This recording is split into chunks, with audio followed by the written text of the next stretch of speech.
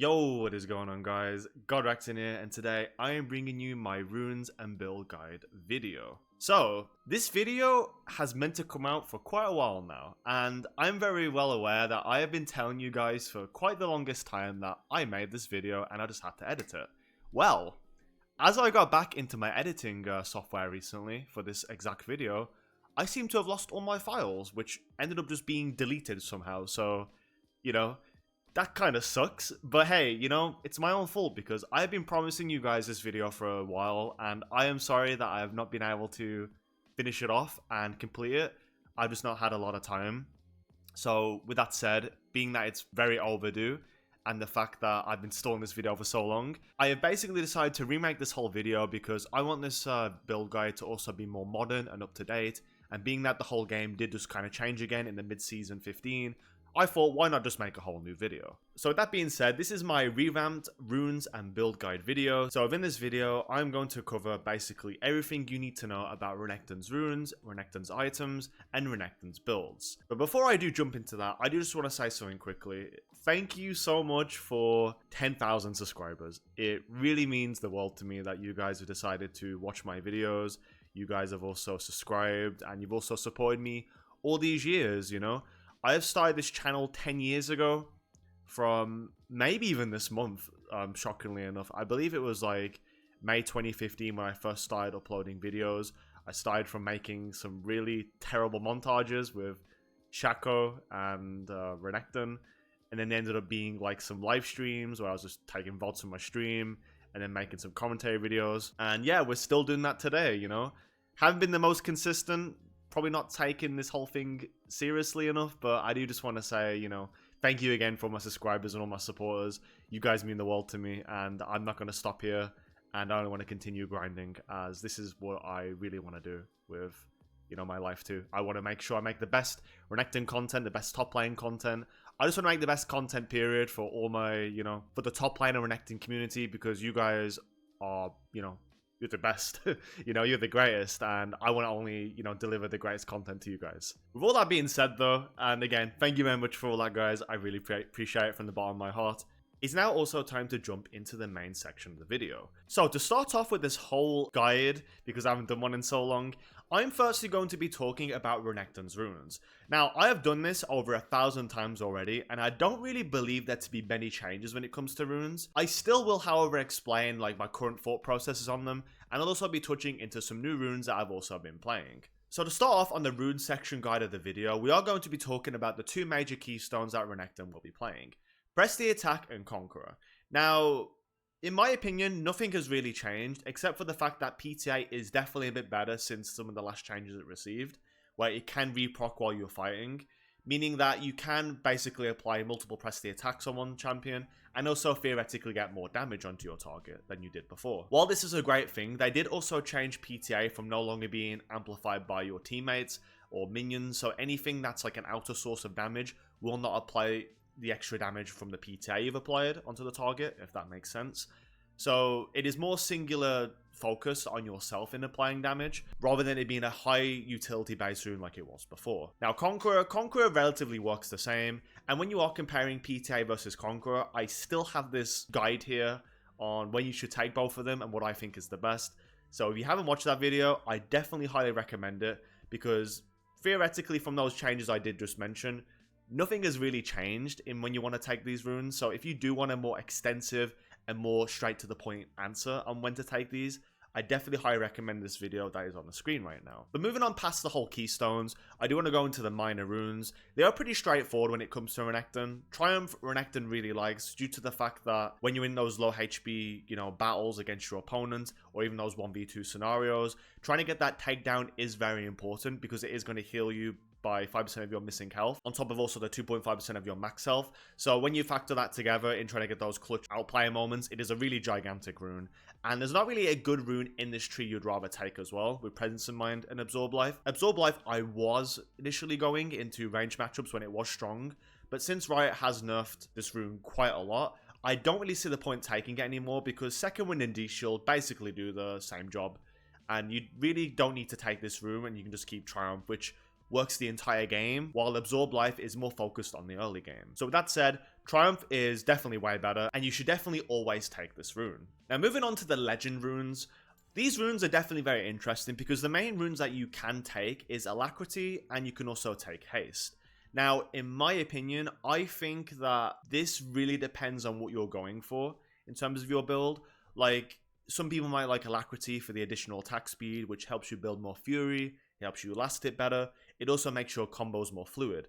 However, you might also like the Haste more because having less cooldowns means you're able to spam more abilities, and Renekton loves that as an AD caster. So essentially, Legend Haste can be very good too into tank matchups or matchups where you're going to be playing primarily off your spells rather than your auto attacks. So matchups where you just want to do quick combos into Bruisers and then disengage, that is an example where it can be good.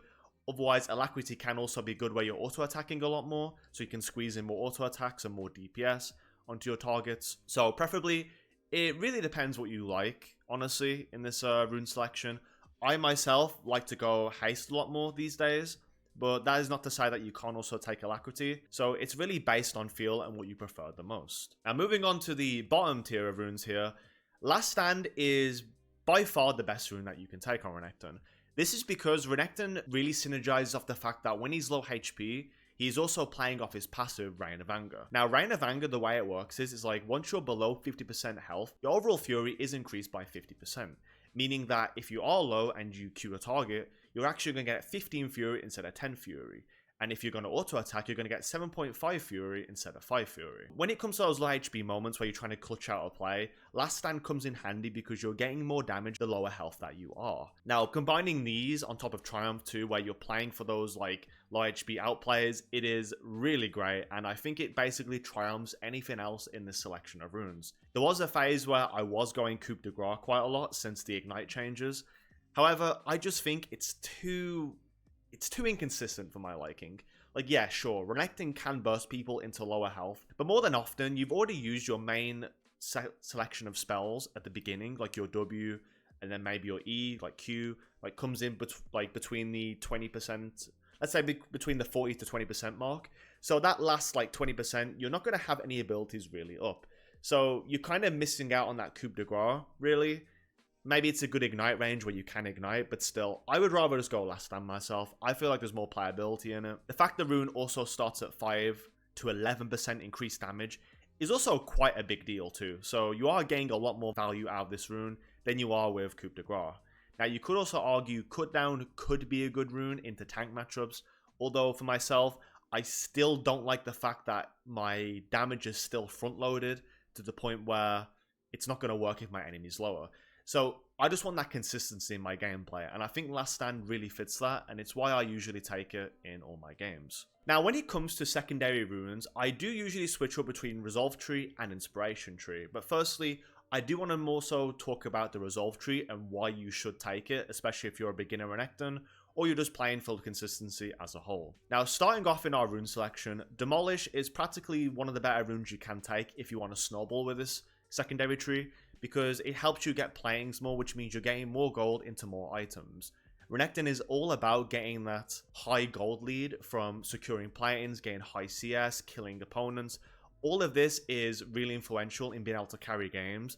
So having a rune like Demolish, which helps you easily take platings, is quite a big satisfaction into taking this rune. Now compared to before, Riot has changed the game quite a lot, where getting solo planes nowadays is a lot harder because of things like home guards, people being able to come to lane a lot faster than they ever did before, death timers also being shorter for people to run to lane quicker. So all these factors mean getting a plane is a lot harder, on top of the fact they also nerf the gold from getting it. So Demolish does give you that little extra advantage in once you do kill your laner or you do send them to recall, you can take that plating and then get that recall for that extra item or that extra bit of gold that you would have had in the first place. So quite often, I like to take this rune into matchups where I can easily kill, or even matchups where maybe getting kills is kind of hard. Tank matchups like Malphite, Ornn, just trying to force a Demolish proc and then go for proxy is, you know, pretty nice to do, or even just getting that Demolish proc into recall. It does like feel really good to have. So that is like an example where I would take this rune. But even that said though, as good as Demolish is, there are matchups where sometimes you can't really afford to take it and you want to mix your Resolve Tree runes between the second and third row. So the whole idea of Demolish really is, it's just where you're able to secure extra gold. So your easiest matchups, and then potentially your tankier matchups where you just want to, get extra gold income. That is where maybe you want to take this rune. Now moving on, Second Wind is quite a key rune you can take as Renekton. So your poke matchups, champions where they can easily apply damage onto you and they're waiting onto that next ability to do it again. Second Wind is really good to out-sustain that damage. Now, ideally, your hardest matchups, such as Rumble, Quinn, Vayne, Teemo, wherever it may is where someone can poke you consistently, taking Second Wind completely wins you these matchups. Going this on top of D-Shield gives you this insane sustaining power, which enemies can't really match. Now, especially the mana champions like Teemo, Quinn, Vayne, they will end up overusing their mana, and that's where you're going to get your advantage over them. Even Aurora too, that's another key matchup as well. You're playing to out-sustain your lanes early on, playing with EQs, gaining powered Q. You then try and burn their mana, and once they have no mana, they're basically available to kill. Or you end up getting their recall, and you can shove in the wave and get a good reset. So the whole key idea of this rune is just giving you that survivability early game.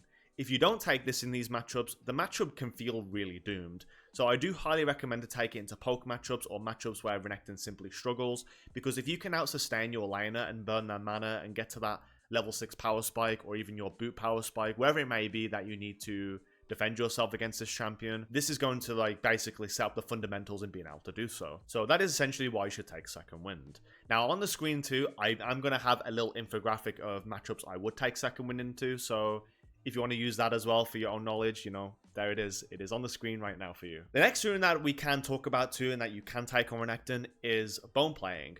Bone Playing, I am not the biggest fan of, but there are some matchups where it can be really in handy. Things like Trendemir, Riven, champions that just want to jump on you from the get-go. This rune can really help you mitigate the enemy damage that they're going to be dealing to you. So having that rune does give you a chance to also build up your fury in those early exchanges. It does also help you to defend against the enemy's front-loaded damage earlier on. Especially in an example like Riven or Darius. They're going to run at you level 1, try and use Q start as Riven, or maybe W start as Darius. Having that Bone Playing basically gets you away from that damage, and you can also reply back with a stun in your W, or even E start and then win out the trade, getting your PTA off, and then disengaging and keeping your health up. So it's situationally, it is a very good rune. Also the fact that if you are weak siding too, Bone Playing gives another element of making the enemies think about it. So if they're trying to plan a tower dive and you have your Bone Playing up, they have to basically consider that they have to either call off the dive, or they risk doing the dive with the threat of you potentially killing them. Because let's be honest, the amount of times we tower dive an enemy just for them to, live on Bone Playing is way too much. And the fact that it basically blocks 30 to 60 damage based on level, also up to 3 hits, is absolutely crazy, by the way. So it is a really broken rune, especially into Renekton too, if you're a Renekton hater. And that is basically the scenarios where it can be good. For myself though, I don't really take it a lot. I would rather just take Inspiration Tree in these type of matchups. But if you are a new Renekton player and you are playing against melee champions where they're trying to all in you and trying to punish you when you have no fury, or you're trying to build it up, Bone Playing is very good into these champions. Moving on, it is now time to talk about the bottom row of Resolve Tree runes. So Overgrowth. Overgrowth is definitely a very good rune. So most consistently, I will take either maybe Second Wind or Demolish, Overgrowth, Second Wind, Overgrowth. Those are the combinations I would really take it into. Overgrowth is good because you end up getting 250 health potentially by the 25-minute mark, maybe 30-minute mark, and that's basically the health that you would have lost before from Renekton's ult when it did get nerfed, years ago. That's the way I think about it, right? And this additional health is really good on a lot of Renekton's builds, because Renekton is a very high HP bruiser, and the more health that you do get, the more survivability you will have to basically raid boss damage and soak up all this damage too. Items like Sterak's Gage also scale off the additional health that you get, so it is also a big factor in just being able to have this rune. And even when you're playing full AD Renekton, having Overgrowth too to give you this additional health also gives you more survivability. And it also compensates for the fact that Renekton's already a good farmer as well, so being able to stack this rune easily is also very good. It is just a good stable rune to have in this bottom section of runes, and more than often, I'm practically always taking this. Now, we could also talk about Revitalize too, into the fact that if you're playing against poke champions, you can take this rune for that additional sustain, but I don't really see it work as much as I do when I take it. Maybe it's just overcompensating against the matchup. So more than often, I don't think Revitalize is really a big power play to take as a rune, unless maybe you have a full healing comp and you can just like take it in champ select while you have that time. But more than often, I don't think Renekton really utilizes it so much compared to some other champions. I would kind of miss this rune, but you can take it if you want to value that little bit extra of health and maybe the shields you do receive. But again, I don't think it's a big rune, but it is a choice nevertheless. And lastly, Unflinching. Unflinching did get buffed pretty well recently, so you now gain 10 armor magic resist when you're stunned. So into matchups early where you're even just getting slowed, stunned, anything of that nature, getting that like extra resistances for 2 seconds to mitigate burst champions damage. Like again, Riven is a good example of that, possibly. Maybe even again, Darius. That's all I can think of currently, as it's pretty early as I'm recording this. But for the example that you are being slowed or stunned, like you're going to get these resistances to mitigate against their damage, and it can be useful for that, even Shen possibly as well, early game. But I have not really tried this rune enough to see if it is actually good. I just think it's kind of useless after a while, but maybe that's just me. But I guess that is the thought process of taking the rune just into CC champions that do have damage, want to get those short trades off on you or try and burst you down. That's why it could be good. Maybe Unflinching Bone Playing could be a good combo too, with that being said. But I think it's also definitely overdoing it. Furthermore though, I think that is basically the whole like selection of resolve tree runes here. Most often, I take second wind into poke matchups, Bone Playing into champions that want to engage on me, Demolish where I think I can get more money from my playings, if I can get them. If not, Overgrowth is also good just to scale through the game and get additional health. And that is basically when it comes to resolve tree. So I think I do also want to clarify quickly too when I am talking about runes. I am not going to go over Sorcery and I'm not going to go over Domination because I personally think that these runes are really underwhelming on Renekton. There's been a lot of changes to the Domination tree, such as Sudden Impact, where I don't think it's that useful anymore. Like 20 to 80 true damage, that is whatever. I would prefer the lethality because it actually scales a lot better, like it did have before. It synergizes off your ease, your flash, even teleport if you are going to use it for that. But the point is that I think it's pretty underwhelming these days, and I would rather miss this tree. Everything else in this tree too is really underwhelming for Renekton, apart from the fact that maybe you get Trinket Haste, which can help with a red trinket from Grizzly Mementos. But if anything, I think it's completely useless, this tree. Nothing really is being gained for me. It's more or less getting kills or like certain ward kills, whatever it is, which, you know, is pretty slow to scale from in this aspect where you can get another rune to easily, you know, achieve that. And Renekton's all about like early power spikes too, right? Renekton wants those early runes that are going to give him an advantage, something that's going to like actually help him through the game. And I don't really see many runes really doing that. Cheap shot, you don't really care about it. 10 to 45 damage, like that's nothing really, you know? And it's only from your impairment, so your W, which is every like 16 seconds early game. Can go down to much lower, obviously, with W max build, but I don't think you're really doing that to maximize on cheap shot, you know? Taste of Blood.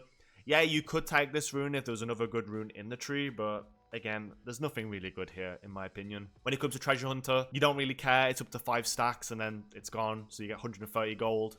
Nice. That's it, you know? Next, Relentless Hunter. Relentless Hunter can be very good just for, like, trying to move the map and stuff, but if you're already playing an item like Ghostblade, you're going to get more diminishing returns from the fact you gain more out-of-combat move speed, so it's not really going to stack the way that you want it. So it's pretty underwhelming as well when we're considering that.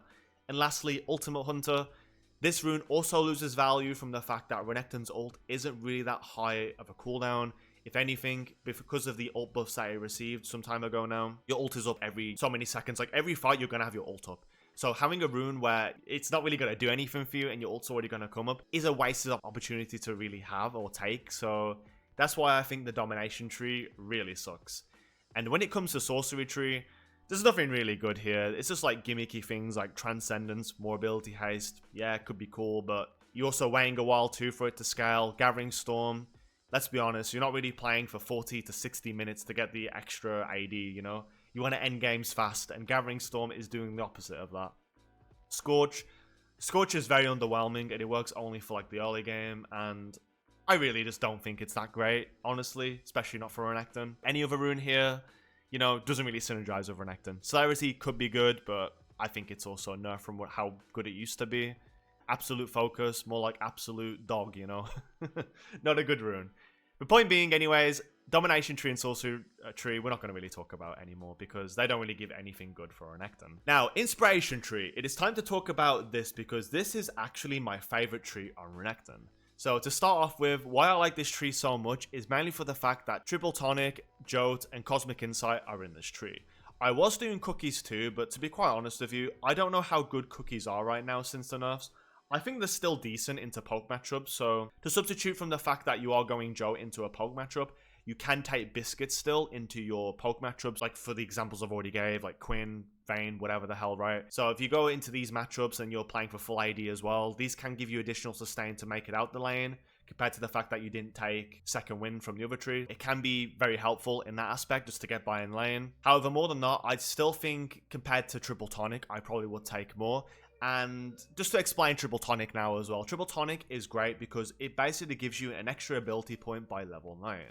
Now, why is level 9 so significant? It is significant because if you are W maxing, where you do 3 points in Q into W max, by level 9 you will max it out at 5 points, giving you 7 seconds or even down to 5 seconds based on the item that you've built. So the fact that you can get potentially 5 Ws in, let's say, even 25 seconds, you know, that is crazy, right? For an ability that already has, you know, so much AD from the 225% AD ratio, the fact the base damage is also around 200 as well from being maxed. It's absolutely crazy for dueling. And in those matchups where you are going to be up close fighting people, gain Ws off, Set, Darius, Riven, Yon, Yasuo, whoever it may be, right, that you can stay in range, Volibear. W max is really good for that. And Triple Tonic also helps you speed up that process. You also gain an Adaptive Force Potion, so you get more AD to give you that little bit of extra stat checking too at level 6. And even level 3, a bit of extra gold. Not really, you know, we don't really care about that as much. A little bit of true damage, sure, it's something. But more than often, we care about the level 9 more than anything else. Now, I did also say as well that Renekton does like runes that work earlier on.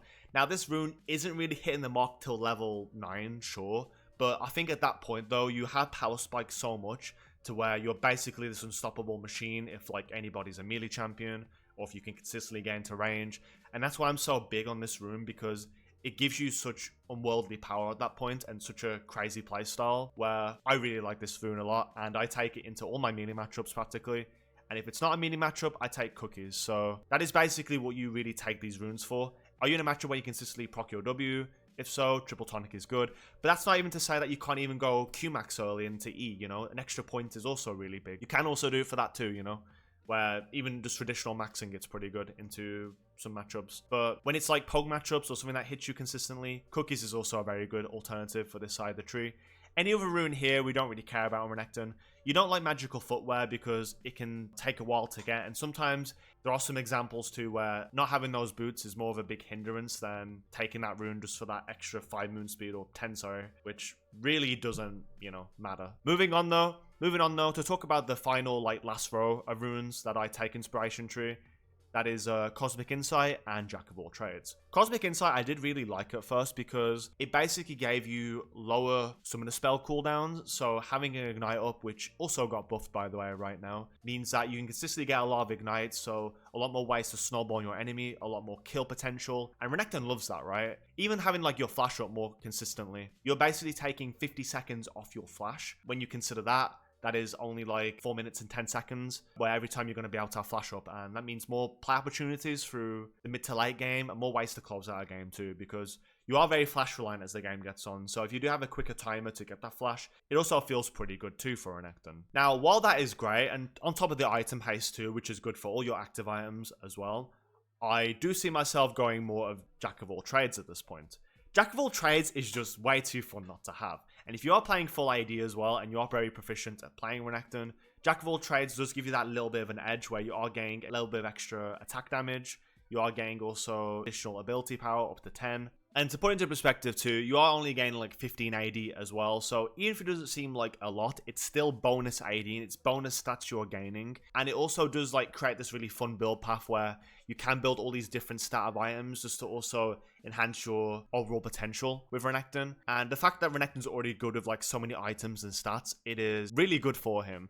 And we will move into the next part of the video soon where we'll be talking about builds and why JOAT works with them. But essentially, the whole reason for doing it is just to gain extra stats, to gain an extra power spike, and also to force this well-crafted full ID build too, which can be, you know, itemized very differently. So the better you are as a player that can change items and also be very adaptable, the better this rune also feels. I'd also want to say as well that while it is also very great, it also does come at a cost though. Now that cost is that you should be very visually aware of what you're dealing with. Now, there are games where you might just want to rush straight into the 10 stacks, but there will be a point in the game where if the enemy bot is fed, like a fed Draven that, you know, is going full crit, it would make more sense to get Plaid Steel Caps and also a Randiuns in your build. Now, while you aren't hitting your stacks, it is a lot better just to have that insurance to not get one shot and not to foul your build at that point in the game, like your overall build theory. With that being said, it is just better to be adaptable, like play for the game, play for what you're against and what item is going to give you the most value for that point in the game. If you are just going to go straight into full AD and you're going to get one shot, you kind of just lose all momentum as Renekton. So it is very important to build carefully. It is very important just to build for your win condition and for your overall strengths within the game. So that is something this rune can take away from sometimes, so I do want you guys to also understand that. This can be a con of the rune, but if you do play it properly and if you do understand build theory well enough to not make these mistakes, then Jack of all trades does feel really great on Renekton. So now that we've explained all the main runes on Renekton, I do want to quickly compare Resolve Tree and Inspiration Tree together. So the whole idea of Inspiration Tree is snowballing as Renekton. It's all about trying to get these leads, all these it's trying to increase your overall play ceiling on top of what you're able to do, like W maxing, going full AD, having more damage, more adaptable stats that will help you through the game.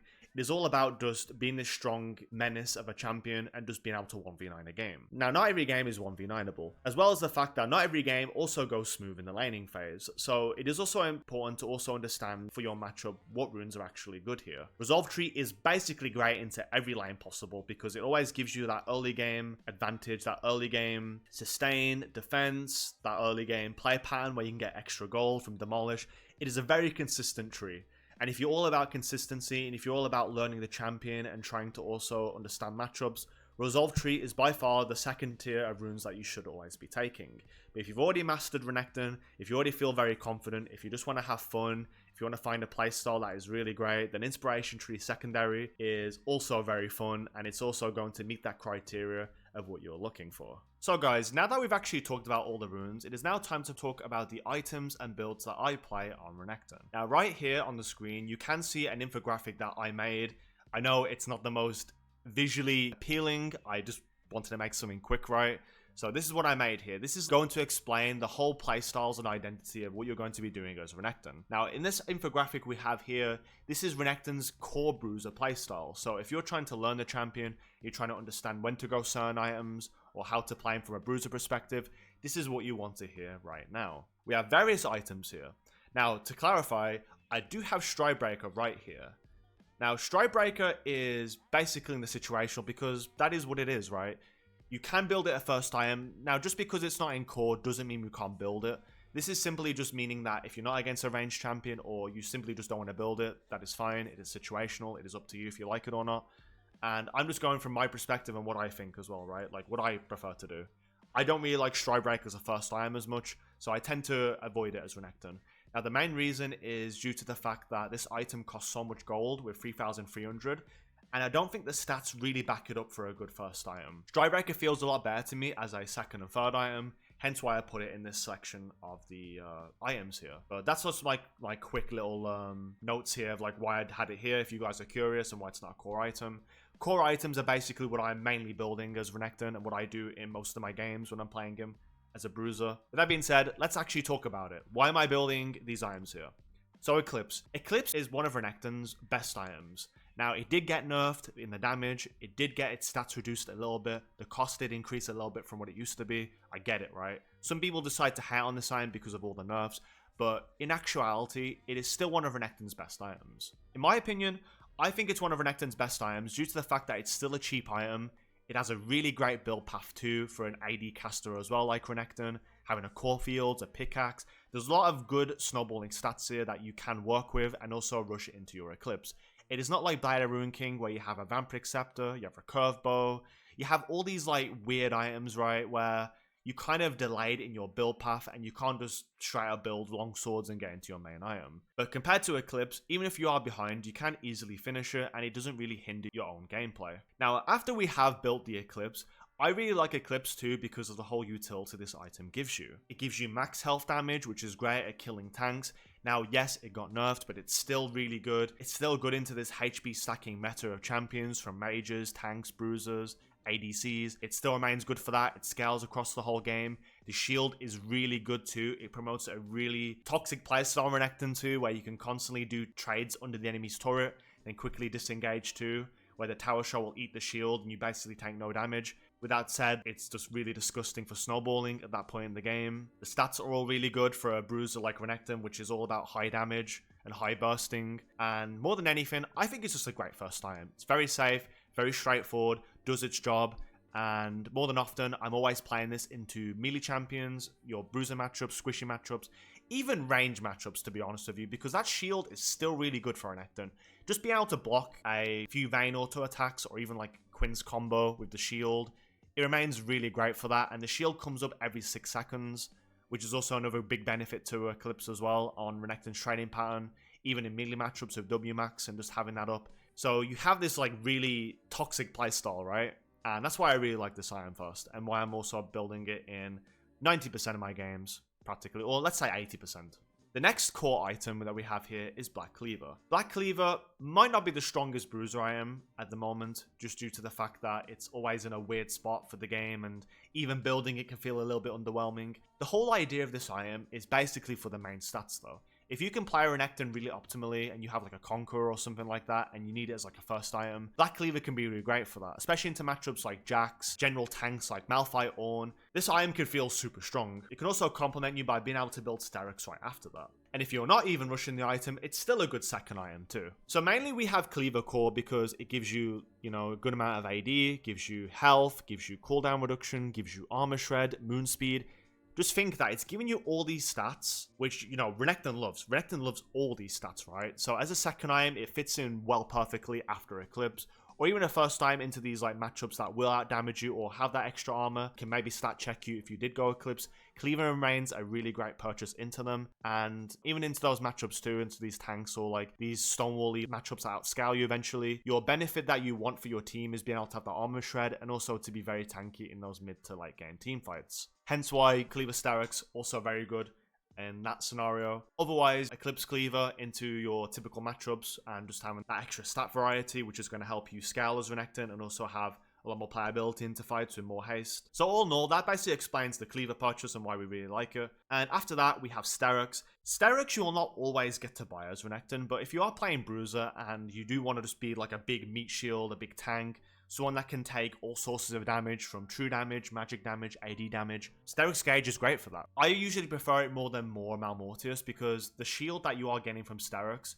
covers everything. You also get AD that scales through the item, like having more base AD as you level up, increases the item's attack damage. The shield is really great, scales off your ult health, scales off your general health as well that you're building, which comes from all your items essentially. The tenacity 2 is also a really great option as well, being able to battle these like high CC comps, which lets Renekton play his role a lot easier because not having any tenacity can really suck as well as Renekton. So all in all, Sterak's as a third item, or second item if you go Cleaver first, is really great. So I might have a little infographic on the screen too, again just to show you like when I build these items, like in this order.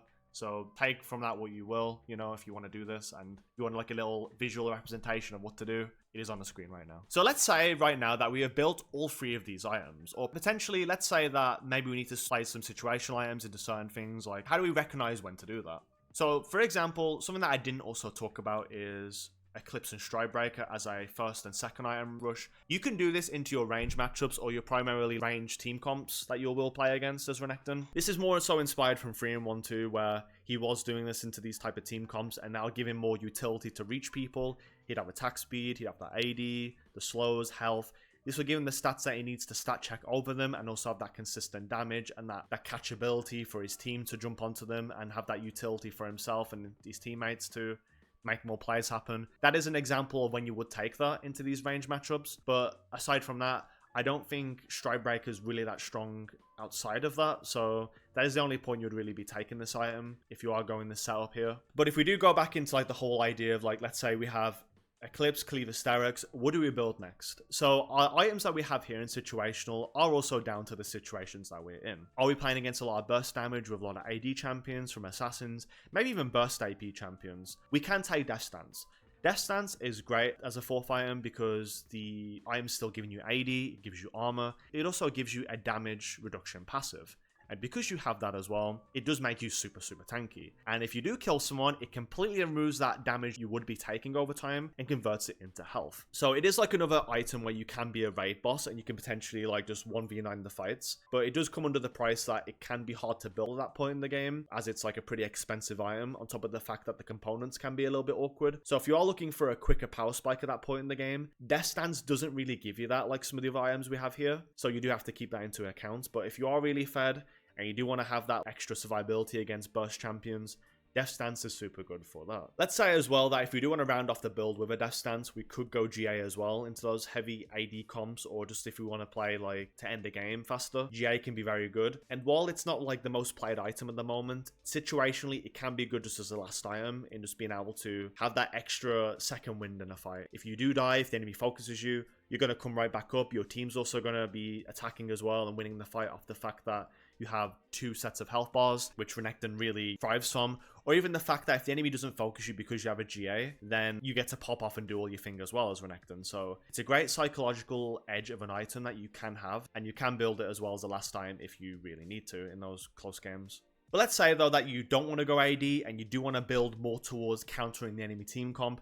Randuin's 4th item, or even 3rd item if you need to build against that crit before your Steraks, can be super good too. Champions like Draven, Lucian, Sivir, you name it. Anyone that has a crit, Yasuo or Yon, there's too many champions, right? This IM is absolutely OP versus them. And I don't know why I don't see it more often, honestly. For its gold price and for the fact that it's minus 30% crit damage you're taking while giving you also up to 75 armor, it is absolutely disgusting. On top of a slow, it is like so overloaded as an item. I just don't know why people don't build it. And if you build this item, you're basically free winning into a lot of these range comps that do build crit, or potentially champions that are building crit as a melee champion. It is just super broken not to have. So if you are looking for an item that can just like help you jump into the fights, like dash in, you could slow around you can tank all the damage for your team. Randuin's is super good into AD crit stackers, so always build it into these team comps. Following on from that, if you are in a point of a game where there is mixed damage going on from the fact there's a lot of AD and magic damage, and you need to just like overload your stats to survive against them, Jak'sho is also very good after the Steraks too. So I highly recommend it, more so when you're playing into these mixture damage of comps, because obviously you want both of those stats. You can't really just build one of these items at these points in the game because you are punished by the other source of damage.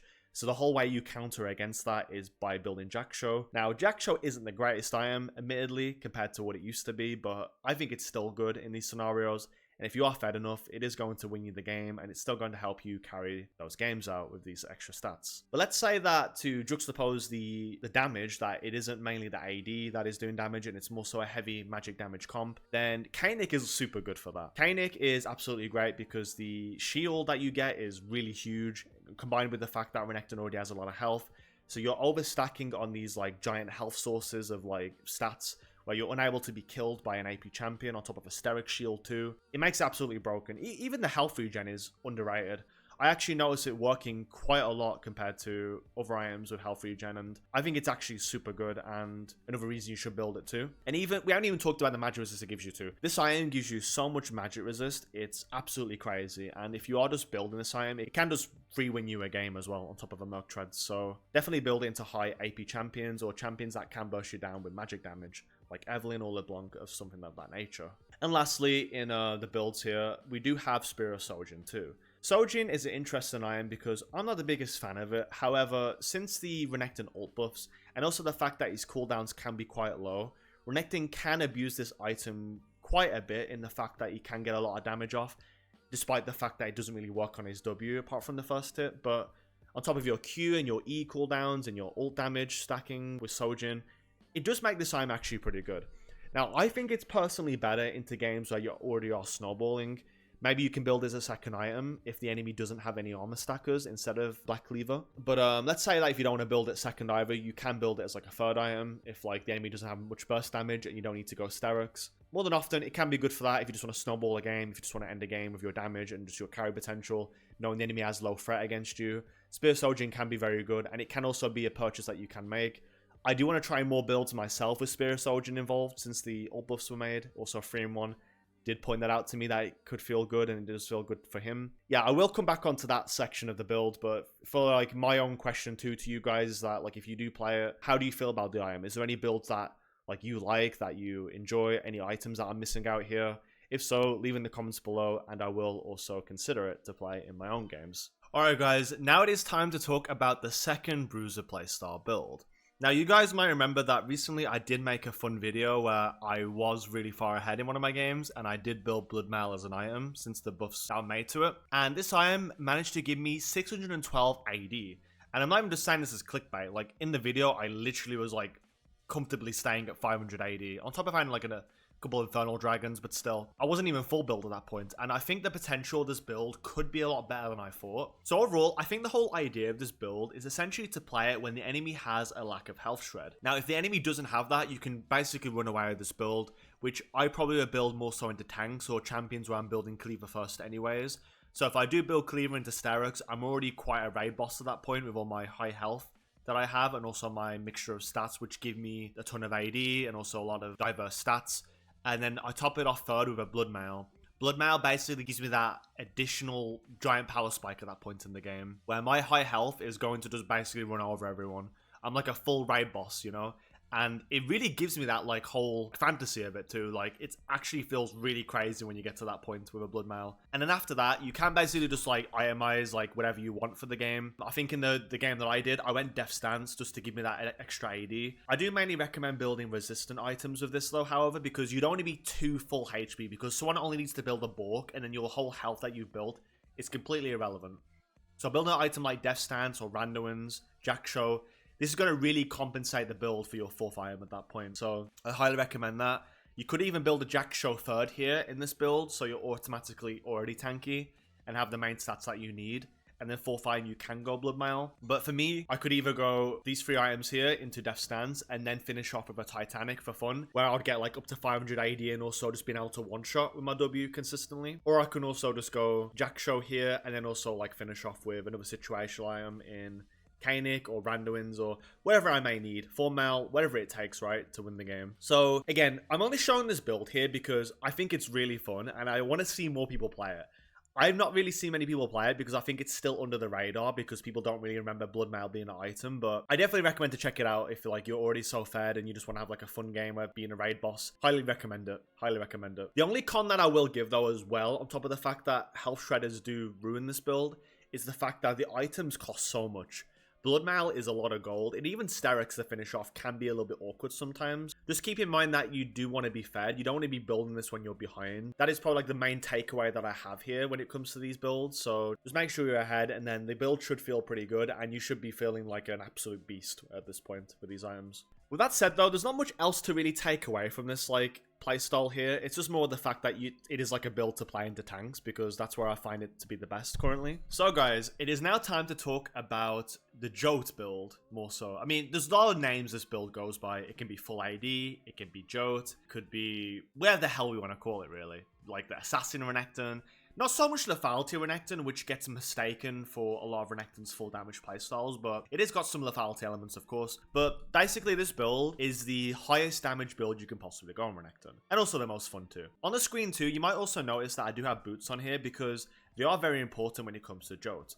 Now, the reason why it's so important, like we talked about before, is the way JOAT works is that every individual stat that you have will be converted into a stack, and that stack will give you AD at reaching 5 or 10, or it will give you haste per each individual stat. So with that mouthful being said, these two items really make a difference because Mercury Treads gives you 3 stats, right?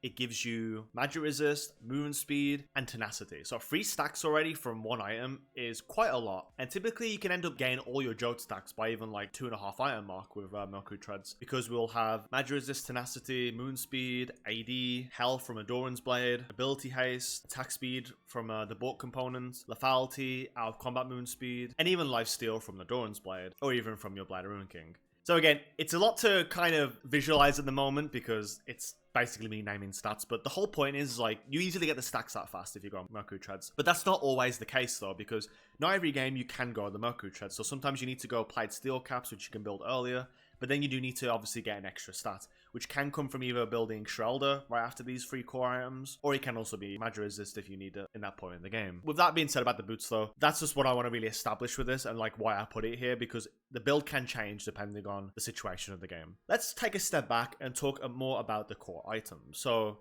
here we have Eclipse once again. For me, Eclipse is just Renekton's best item, and I'm going to put it here first because it's very consistent. It also basically sets you up into building full AD or even pivoting into Bruiser. Like sometimes the game might just be really complicated and maybe the enemy's already fed at that point when I have one item, so then I could just quickly pivot into Bruiser just to have that playability in mid-game fights if I need to play that way. Or potentially I need to also change it up by going another item earlier on than I normally would, like Blade of Ruin King second instead or something like that, or even Cleaver. So with that being said, really, like it just depends, right? Like Eclipse is a great starting item, like no matter what, right? Either that's going to influence me to go full damage if I know I can do it in the game, or if I need to be that full damage dealer, or I can also go Bruiser and tanky for my teammates and just being able to win certain parts of the game. But let's say for the purpose of the build that I need to be the damage dealer, I need to be that 1v9 carry. With that in my mind, I will then build the following items.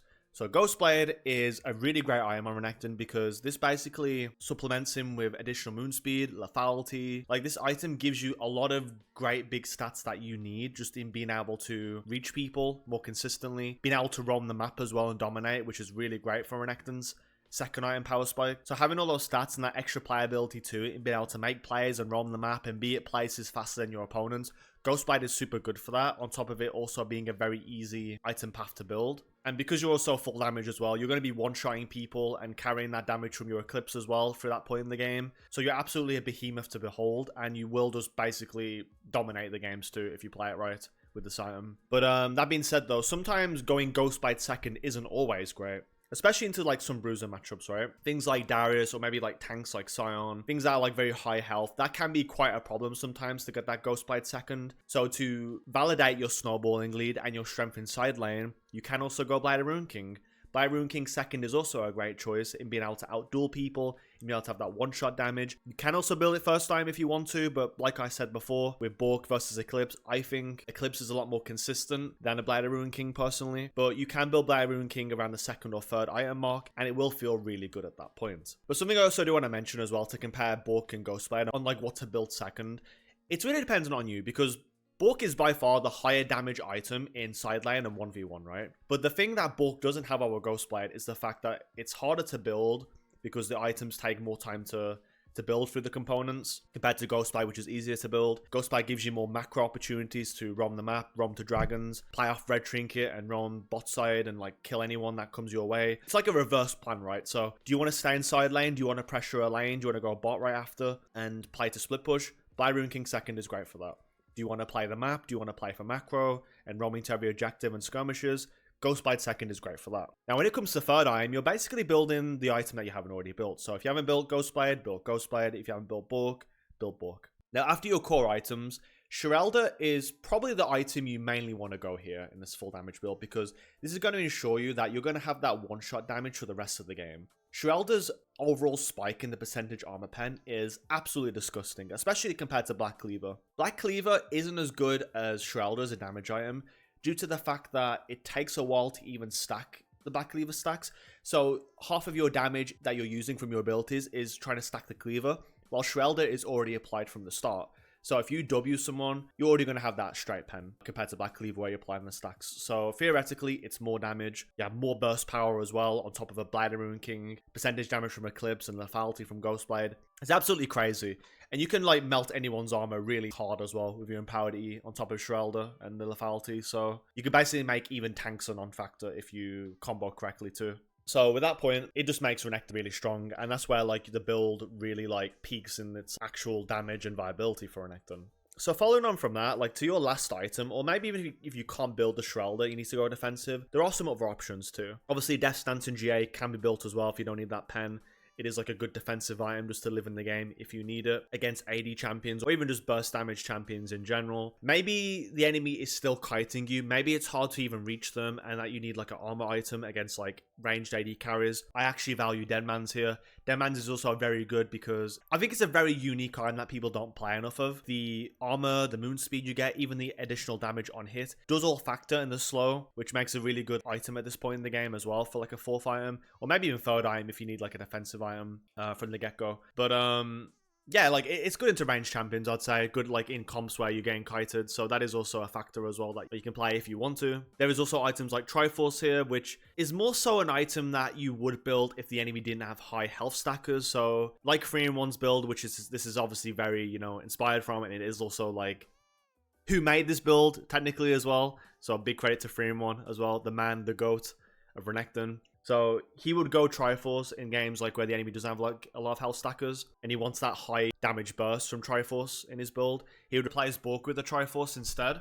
And while I don't do it really enough, I do just want to like basically talk about here that you can do it if the enemy has a lot of squishy champions and it's like really fun to play. But more than not though, I still think I like Blair Rune King more for the stats it's giving me, and also I think it's more of Renekton's identity for an item to have compared to Triforce, which is very clunky as well with playing off the Sheen and it not being fully consistent through fights, I feel like, to use unless you're against a higher health enough target. So all in all, it is like a consideration nevertheless, and you can build it just for fun if you want to, or you can build it as a last item too, just for extra damage, just for your W. So that is also like another late game item you can have. But let's say as well that maybe the enemy has high burst damage, maybe a lot of magic damage champions too. We can also substitute our earlier items or maybe even at 4th item point to go more, just so we can live longer, on top of the fact that the shield is also scaling off all the AD you're going to have, which makes obviously more playable for Renekton in this state compared to like a Kaenic, for instance, which obviously you can then buy as well. For me though, however, I don't really see myself really liking more that much, and I'd probably just go Force of Nature as well, which isn't here, but I like Force of Nature. It's like my alternative moon speed item in being able to reach people more consistently, stay in fights longer versus consistent AP damage threats, which it's very good for, and that is also a consideration as well. Another item we also have here that we haven't really talked about is Edge of Night. Edge of Night is really good as well into champions that do have like a one-click ability that can stop you from reaching them. Full AD Renekton really loves Edge of Night because if there's a champion like Syndra or even Vayne that wants to push you away or stun you, it can lose you all momentum and even get you killed. So it is also just very important in the fact that it is going to help you out in being able to survive and also make a play. But obviously one thing I want to also like consider as well with you guys is Edge of Night is a very high skill ceiling item and you need to play it really well. So if you are going to build this item, don't just run into any enemy abilities, because once you lose that shield, that is going to cost you a fight. It's quite a long cooldown considering at that point in the game you would buy it. Like 45 seconds where a fight might happen every minute is quite a big deal. So you want to at least like try and play around fighting in Fog of War, waiting with Red Trinket, waiting for the right moment to flash W in and avoid that main CC you're looking for. So once again, very situational against certain champions that have a stun, and just a good late game item to have as well in general. But yeah, that is basically the whole ideology of playing these items with JOAT and just the full AD playstyle. Just to visualize it out for you guys, Eclipse, Ghostblade, Book, Shroelder, and then maybe like Death Stance last into enemy AD burst champions, potentially a GA as well if you want to survive a late game fight and just have that additional second wind. Can be very good. Maybe Triforce if the enemy has less threats and you want like a full damage build for fun. Maybe even build like a Randiun's at some point before you Shroelder if the enemy has high crit. Maybe Force of Nature, or you can still go Kaenic too. Honestly, it's whatever you think you need for the game. That is basically what Renekton itemization is all about. As long as you build the right item for the game and you basically build the core items here, you're going to be doing a lot of damage. You're going to be scaling. You're going to be this insane monster of a champion if you're like really good at Renekton and you can pilot him in a way where you're not getting him killed instantly. You're playing like an assassin, waiting for the right times to go in, roaming at the right timers, playing off Red Trinket. That is the beauty of this playstyle and the skill ceiling of it. So the better you are at these fundamentals of playing like an assassin, the better you're going to be as a full AD champion like Renekton. But yeah guys, that is essentially it from my runes, items and build guide, because I don't think there's much else to talk about. There are some little other builds too, like 3-in-1's tank hot steel build. I tried playing it myself though, and it isn't for me. That's all I'm going to say. And I'm only going to tell you builds that I personally rate and enjoy. So this is basically what I feel. This is what's been working for me up towards 300 LP currently in Masters. I'm not playing so much games, but I can tell you though that I think Renekton feels in a great spot. Renekton at the end of the day is all about your mental. If you have a good mental, you're very clear-minded, you're building the right items, you're playing your combos properly, your mechanic ability overall, Renekton feels like an insane champion. So if you can find ways to maintain that consistency in that gameplay, Renekton is ultimately going to feel really great. And moving on from that too, I do want to make more guides too, which are going to go more into these specific fundamentals of playing this champion, like through Fury management, animation cancels, mechanics, laning ability, everything that you guys want to see, right? So I'm going to work on that. It's been a while since I made a guide, so hopefully this is a lot better than I did make before. And hopefully it has taught you guys something today too. If you guys enjoyed this style of video and you want to see more, make sure to leave in the comments below. And again, I do just want to say thank you very much for watching this video. You know, it's been a long video, as these guides always are with build guides. It always fries my brain up too, so hopefully I explain things in the most clear and visual detail as possible. If not, leave a comment below and I'll try to explain more in the comment section on what I'm trying to elaborate on, if there's anything that you missed. But yeah, guys, thank you very much for watching. Thank you for hitting 10k subscribers with me. You know, it's been a wild ride and it's the beginning of a long way ahead of us, and I'm going to try my best to keep doing what I can. So thank you all for watching, and I will see you all next time. So peace out and have a good one.